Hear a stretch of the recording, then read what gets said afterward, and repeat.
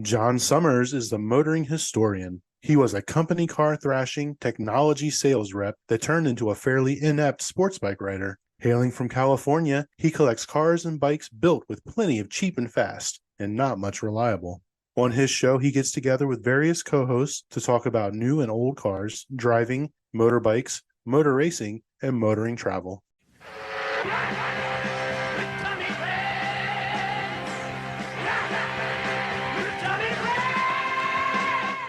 Good day, good morning, good afternoon. It is John Summers, the motoring historian. Brief vignette, this one. Just wanted to offer a little overview on this year's Pebble Beach Concours winner, the Hispano-Suiza Tulipwood. Going to open with a confession. Saw the car on the field, didn't recognise it. Didn't recognise it as a winner.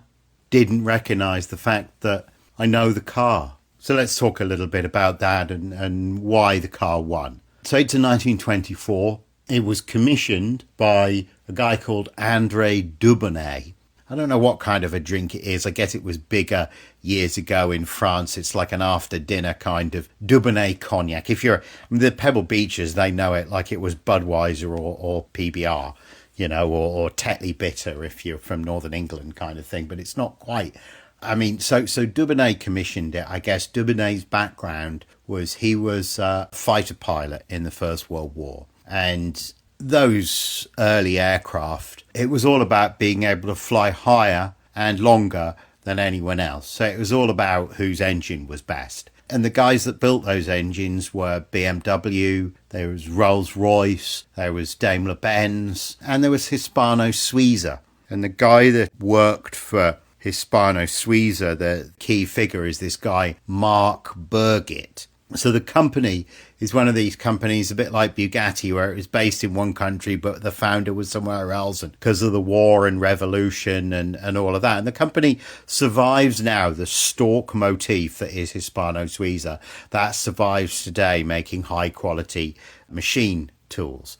So Burgett was Swiss, but they set up in Spain or something like that. And I don't know where the French connection came in. It may have been Dubonnet's money. But the point here is that Dubonnet used wealth from the booze to go motor racing after the excitement of being a fighter pilot in the First World War had ended. And obviously, what were you going to build the car out of? Well, the best bloody engine from the planes, right? So that was Hispano-Suiza and Burgett. And, since we well know that for every £10 you save, you gain a horsepower, the thought was that they would build the car out of wood. Tulip wood, you say? Well, actually, no. It just sort of looked that colour and that's what people call it. Now, this is a very important detail on the car because I learned just today reading about it that it was actually mahogany that the car was made from. The point is, right, the body weighs 160 pounds. So Dubonnet races, finishes reasonably well. I want to say fourth. I've not done my preparation, but finishes fourth in the 1924 Targa Florio. Now, if you know anything about the Targa Florio, you'll know that, I drove the course in an Alpha 147 rental car and it was all second and third gear stuff. So how you got on in a car that had the same wheelbase as like a Speed 6 Bentley, like how that was meant to get on the mountains of Sicily, I'm not really sure, but it did do reasonably well. I want to say it finished fourth. Now, I have Rodney Walkerley's book on the Targa Florio. He was a writer for The Motorist and he wrote a book about the Targa Florio years ago. And in that book, there is a picture of the car competing in the event.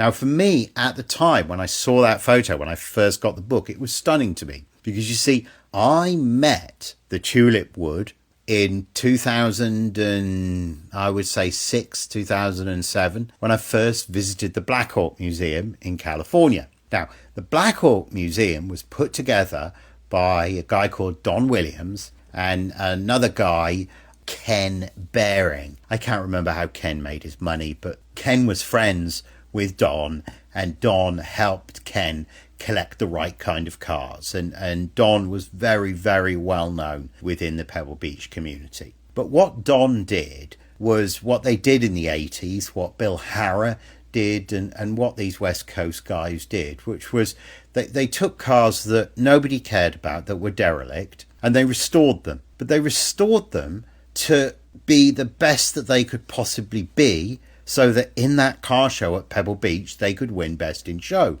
So that meant consulting their wives often about what colour combination was best. You didn't worry about authenticity. It meant that if originally a normal steel screw had been used, but now you could use a chrome one or a bronze one and it might look better, well, that's what you did. In other words, it was about making the cars look great rather than about making the cars authentically correct. So I'm going to include a picture of the Tulipwood as it originally was. In fact, I may even use it as the thumbnail, as it was in 2008 when I found it. Certainly not as it originally was. Let's make that clear. As it was in 2008 when it was in the Blackhawk Museum, early 2000s.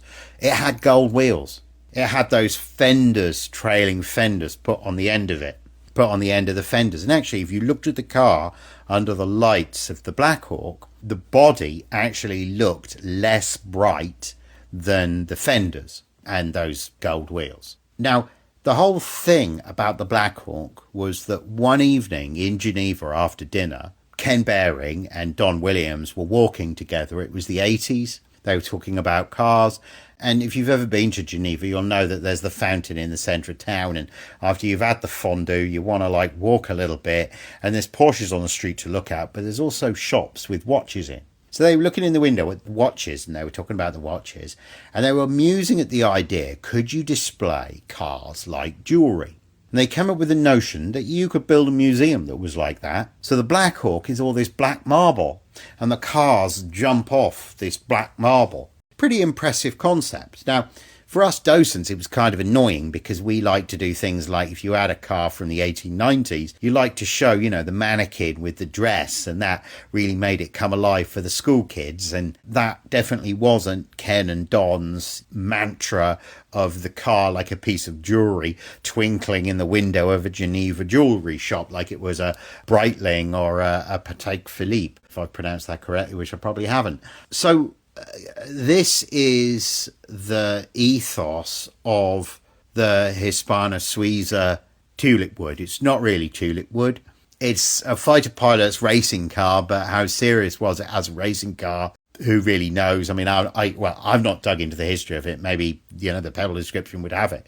But the point is that in the 1980s, the way the Tulipwood was enhanced. I don't think Don did it. I think some other guy did it in the 60s or the 70s. But the point is that the car was gussied up. It was made to look, in the eyes of the Don Williams era people, better than original. So the car that won Pebble Beach, and the car that you'll be familiar with, had black wheels, and it had no crazy trailing fenders, did it? It just had the torpedo body.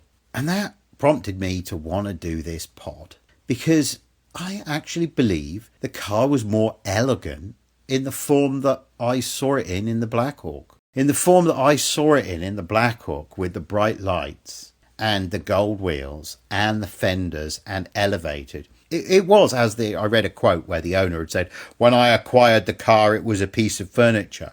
It was a piece of furniture. But are you kidding me now? It's like a car? Is he going to take it to the Monterey Historics and race it next year alongside the ragtime racers? No, he's not. It's a piece of furniture now. Except now it doesn't have the fenders and the gold wheels, and it's less Shazam, for sure. Is it less elegant? You might argue it's more elegant, it's more original looking now. But, in the pod that we recorded earlier today, Ollie and I, Ollie amusingly used a parallel between a Pebble car and a Fox Mustang. And he said, if I take the pony wheels off and if I put American racing wheels on, the car is more elegant because it looks better, but it's less elegant because it's less original. So which is it? Well, it's a great point, isn't it? And it's a point which pervades directly to this car because it looked better with the gold wheels. I rarely agree with Don Williams. Don Williams once stood up at the Blackhawk Museum and talked about how he liked shiny cars and how he didn't like crap. And I've always, ever since then, thought to myself, well,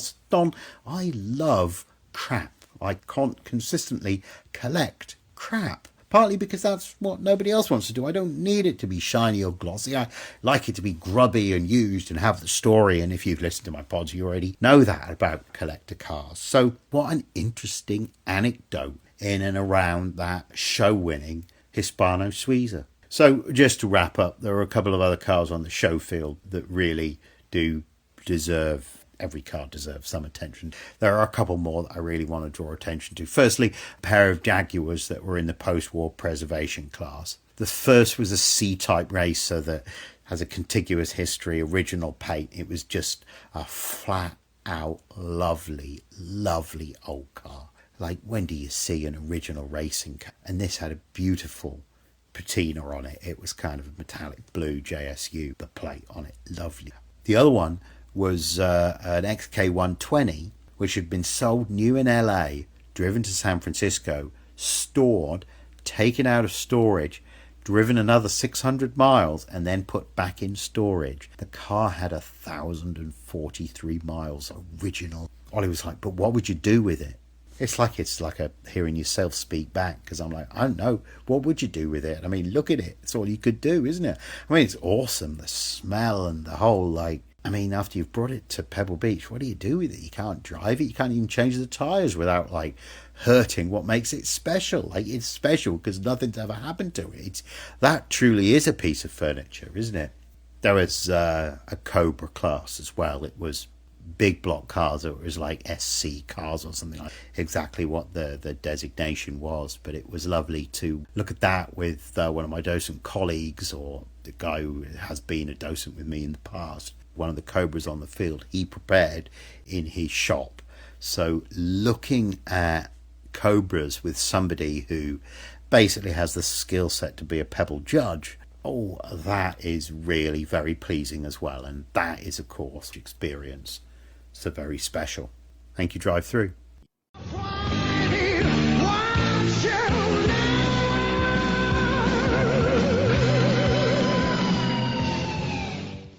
This episode has been brought to you by Grand Touring Motorsports as part of our Motoring Podcast Network. For more episodes like this, tune in each week for more exciting and educational content from organizations like the Exotic Car Marketplace, the Motoring Historian, Break Fix, and many others. If you'd like to support Grand Touring Motorsports and the Motoring Podcast Network, sign up for one of our many sponsorship tiers at www.patreon.com/GT Motorsports. Please note that the content, opinions, and materials presented and expressed in this episode are those of its creator, and this episode has been published with their consent. If you have any inquiries about this program, please contact the creators of this episode via email or social media as mentioned in the episode.